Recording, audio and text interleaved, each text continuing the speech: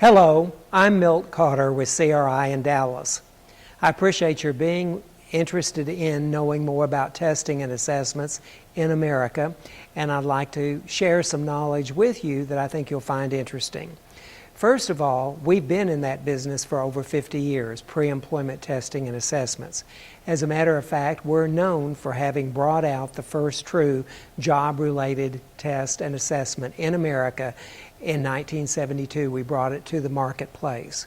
We also later on in that year introduced what we call today benchmarking, and we were pioneers with legality and validity in testing in the pre-employment process. You'll know us today with our two main instruments, the Achiever for non-sales positions, positions for engineers, administrative, operations, all other kinds of more professionally oriented positions, and the Sales Achiever for those jobs that are oriented towards selling. Whether they're consultative, whether they're enterprise selling, retail selling, products, services, we're in that market. Now let's talk a little bit more about the Achiever or its sister version, the Sales Achiever. These outstanding instruments are unique and they're copyrighted and validated to us. Now, you'll find that we actually control the copyrights in America of true job-related testing that contains both mental aptitudes and behaviors in the same instrument. Now, we've kept those copyrights up for many years, and we update them and revalidate them and of course refile them. So anytime you see a test or assessment in the job world that contains mental aptitudes and behaviors in the same instrument, then there's a financial trail back to us. But let's talk about why those assessments are unique. First of all, our assessments, the Achiever, the Sales Achiever, measure the mental aptitude of the individual compared to the requirements of the job. People have to be able to understand the product or services they're going to be representing, and they have to be able to understand and deal with the customer and their needs. That mental alignment is critical. You'll find absolutely hundreds of tests that have nothing to do with measuring the mental aptitude, and they don't place the candidate that is being tested against the requirements of the job mentally, and that's a real mistake. We do measure 6 other mental aptitudes, but they're not as important as mental acuity. Then we also measure what we call the personality or the behavioral area of the individual. You see, personality is a result of 3 factors: genetics, environment, and biochemistry. They all come together to create the output of the individual at that moment in time.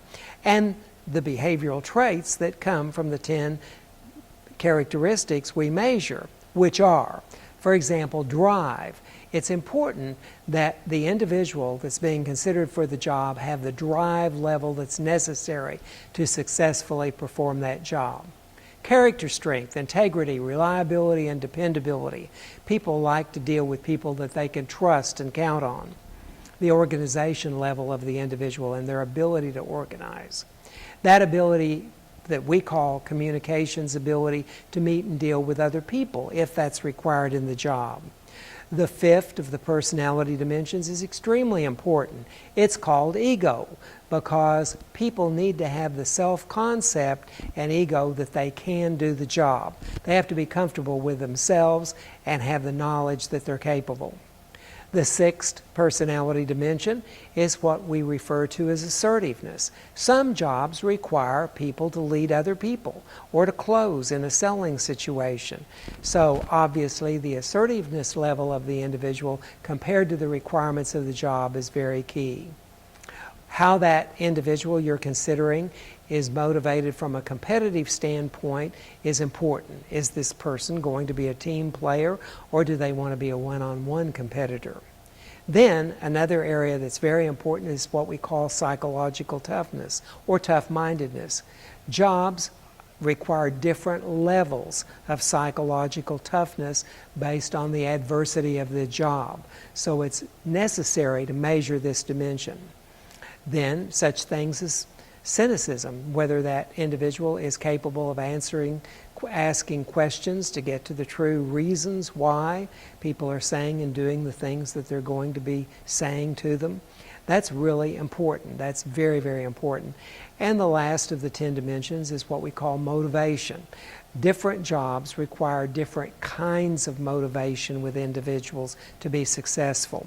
So, all in all, these are very important personality dimensions. The achiever and the sales achiever measure them all.